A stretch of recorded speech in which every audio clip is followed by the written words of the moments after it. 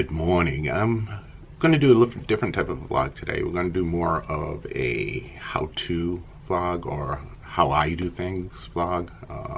What I'm basically going to do here is how to plan a trip, specifically to Disney. My family, we go all the time. I have two young girls that absolutely been brainwashed by Disney. So have my wife and I, and we absolutely love going to Disney. So we're looking at different options for going down there. Basically, when you plan a trip to Disney, you have to figure out when are you going to go. When's the best time to go? Usually for crowd-wise and cost-wise, best times to go usually second week of January through the second week of February. Not much crowds there. Only problems you run into at that time is it can be cold down in Florida. We've run into sub-freezing temperatures when we've gone down during those times. So, you got to keep that in mind when you're planning the trip. Also, what you need to do is you need to plan on where you're going. What do you want to do when you're down there? Are you going to go for amusement parks? Are you going to go for dining? Are you going to go for entertainment? Orlando offers, I should say the Orlando area offers so much there's such a wide range of things that you can do there. So figure out what you want to do first before you start booking anything, and really check to see where things are in relationship to what you want to do. Another thing to make sure to plan on is how long you're going to stay. Most vacations are 5 to 7 days. With tickets to the parks and everything, the longer you stay, technically you can say it's the cheaper, because adding each day that you add on is about maybe $20 more for a family of 4. So it lowers the average cost of the ticket prices. When you do finally figure out all of this, then other thing you have to keep into consideration is if you have pets, what are you going to do with them? Some Disney resorts and places will allow pets or hotels, so you need to check on that. And you need to check, if you're going to be on it going all day, do you want to keep a pet in a hotel room? And there's extra cost that comes with that. It's also the extra cost of if you have to board the animals at a kennel or wherever. One of the other things, a lot of people may not think of it off the top, your home security. You're not going to be home for a week. One thing I suggest is don't post anything on social media when you're going. Try to have your mail not delivered, newspapers canceled for that week, just so you're not showing any signs that you're not there. That's one of the things we do. We try not to put anything on social media. Even when we're going, we're not posting anything on social media that we're not home at the time. So just a little security. It's, today's day and age, you got to be that way. Once you're done with all that stuff, then what we do is we get the airline tickets, figure out what airline we're going to fly. We've generally flown on Southwest. The last time we went on JetBlue. They're okay, nothing special. To be honest, of the two airlines, I like Southwest better. It was more organized and everything seemed cleaner and more efficient. Is the best way. A lot of the stuff that JetBlue promised to have on the flights, as for snacks, drinks, and stuff, they didn't have. We also, my opinion may be skewed because we got delayed going out due to a snowstorm, and coming home, we ended up having to circle the airport for about an hour because of a snowstorm. So that has part to do with it too. It coincides with planning the trip is to figure out when the best times are to fly. Unlike us, we have to go during vacation time. School vacations and such, so that makes it difficult. Prices are more expensive then. If you can fly in off times like in January, in May, the airline prices will be cheaper. In the past, it used to be if you went on Tuesday, flying on a Tuesday were the cheapest days. Not so much anymore. I'm finding cheaper fares on Wednesdays and on Mondays. Thursday, Friday, Saturday, and Sunday, you're going to pay through the nose if you're going to fly on those days. The other thing you need to look at is what services do you want on the plane. Do you need internet? Do you need to have a movie? Do you need to have TV? Those will all should affect your choice of which airline to go on. The other thing too is if you're flying with young children, make sure that you have entertainment for them while on the flight. So you got once you've done that, like I said, we generally go through Southwest, although not totally appreciative of them right now. They just opened up dates of when we were going to fly, and they kind of did things a little slimy with the way that they did their airfare, when it first opened up, came out with, for a flight for the time that we wanted to fly, it was going to be $93. But you could only buy one ticket. So we waited. Anytime we put in for the family, because we're a family of 4, would not accept it. Went on there today, put in a family floor. That $93 ticket 1 day later now is $202.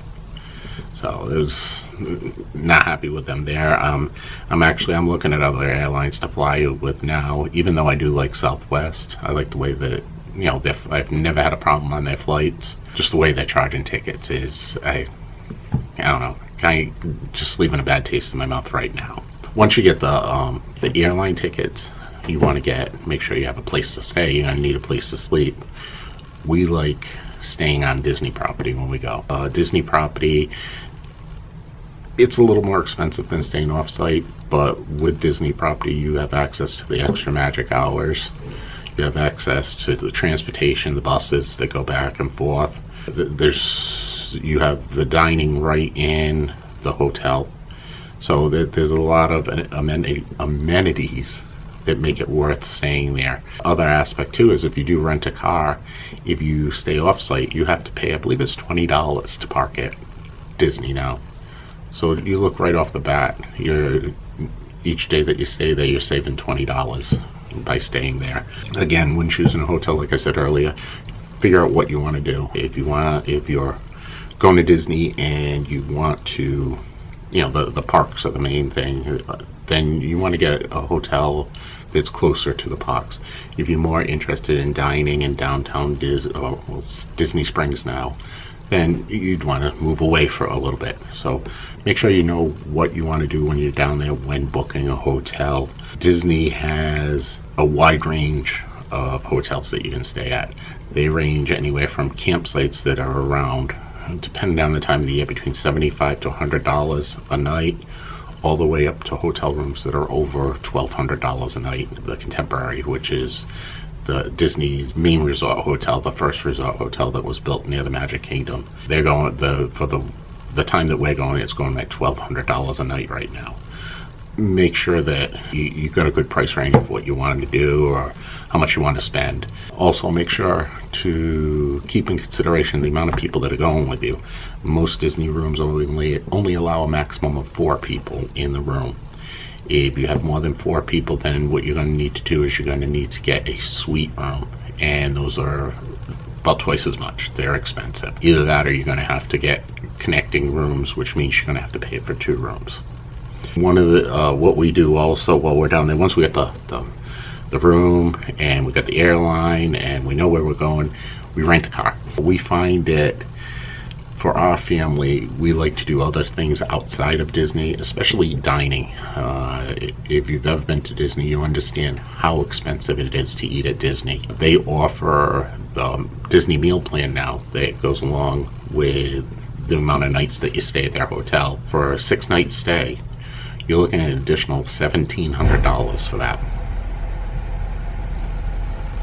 $1,700 for food at Disney for 6 nights. And that's for 4 people. And the thing is if you don't have that, you'll pay about that much to eat at Disney. We've gotten it down to, it's about $100 a meal for us, and that's just burgers, fries, you know, chicken. No fancy sit-down restaurants. A fancy sit-down restaurant for our family, a family of 4, it's going to run you almost $200. So the dining plan, although it hurts up front, it is worth it. But like I said, the reason we get the rental cars to go off-site to different places, we also like to go to Universal. We like to go to SeaWorld. One of the main things we do when we go down there is we'll go to Walmart. And my girls like the Disney pins, so they get to buy some pins at Walmart. They're about half the price as if you bought them in Disney. So a rental car, it's worth it for us. The other thing too is my wife and girls don't know when to stop. They will go until the park closes. I usually run out of gas around 10 o'clock, so what I do is I take the car back to the hotel, and then the girls take the buses back. So it's more convenient for us there.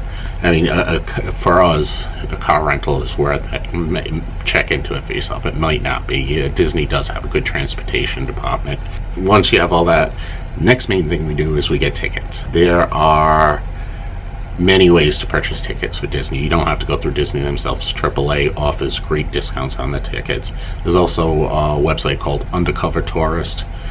We've purchased through them many times. They're about the cheapest, and what they'll do is they'll offer 1 day free tickets. So in other words, if you buy a 4-day ticket, you'll get the 5th day is free. It doesn't cost you any more money. So I recommend Undercover Tourist. They've never done me wrong. I've never had any problems with them. If you do get the meal plan, what you want to do is make sure to do reservations. Certain restaurants count as 2 meals, but they're worth it. There's a steakhouse in Epcot that counts as 2 meals. You can do character dining, like Cinderella's Royal Table, that counts as 2 meals. So those are well worth it, but you have to book them well in advance. I know the last time that we went, we tried booking a table at Be Our Guest, which was the new restaurant in Fantasyland expansion.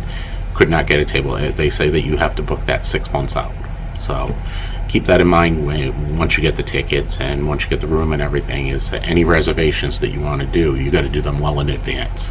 The other thing Disney is very good with, if you have a special diet, if it's gluten-free, diabetic, you're lactose intolerant, peanut butter allergies, let them know and they will cater to you on that. They're very, very, very good on that. If you're dining with children, keep that in consideration on your reservation times. If you have a 4-year-old, I don't think you're going to want a 10 p.m. reservation. So, just keep that in mind when you're booking or when you're reserving dining. Costs. Always keep costs in mind. There's always going to be unexpected costs. You're going to forget deodorant. You're going to tear a pair of swim trunks. You're going to need a jacket. So always make sure that you have extra money on you when you're on the trip or planning the trip. Make sure that you can do that. Like I said, my family, we usually start as soon as we come back from a vacation, we start saving for the next one. There's ways to cut corners, a lot of good sites. Lou Mangello has written a book. It's called 102 Ways to Save at Disney, I believe it is. You can check him out on YouTube, and he has a Facebook page too. He has a lot of great hints. Mouse Savers is another great website to check out for saving money at Disney. There's so many hints and so many tips on how to do free things at Disney, where it doesn't cost you any money. You get stuff for free, basically. It's not much that Disney hands out for free anymore, but there is stuff out there. Like I said, there's unexpected costs. There's ways to save money, cut corners. Check out do your research. A lot of it is research. It's money. It's Disney. It costs a lot of money to go there. So make sure you have the funds when you do go there, so you don't get stranded and you don't have a horrible time. Once you have everything booked, I'd suggest you start choosing your fast pass for certain rides. A lot of rides go quick, like the Seven Dwarfs Mine Coaster, Fast Track at Epcot. Soarin' is a new one, and they've got the new Frozen ride in Epcot. 3 rides in Epcot that you really want to book well in advance. One of the downfalls, I don't know whether it's changed since, but you can, even if you have park hoppers, you can only book fast pass for 1 park. So that you can't book 1 ride in Epcot, 1 ride in Magic Kingdom. You can't do that. I don't know whether it's changed. Hopefully it has. Like I said, do your research. There's so much information out there for planning a trip to Disney. It could be one of the most enjoyable experiences in your life, or it could be the most hellish experience in your life. People's opinions vary on it, but I've enjoyed it for the 8 or 9 times that I've gone. And I know my children have enjoyed it, and my wife has enjoyed it. So this is just my hints and tips of the way that I plan the trips when we've gone through them. So thanks for watching. If you enjoyed this type of video, let me know. I can do more of them.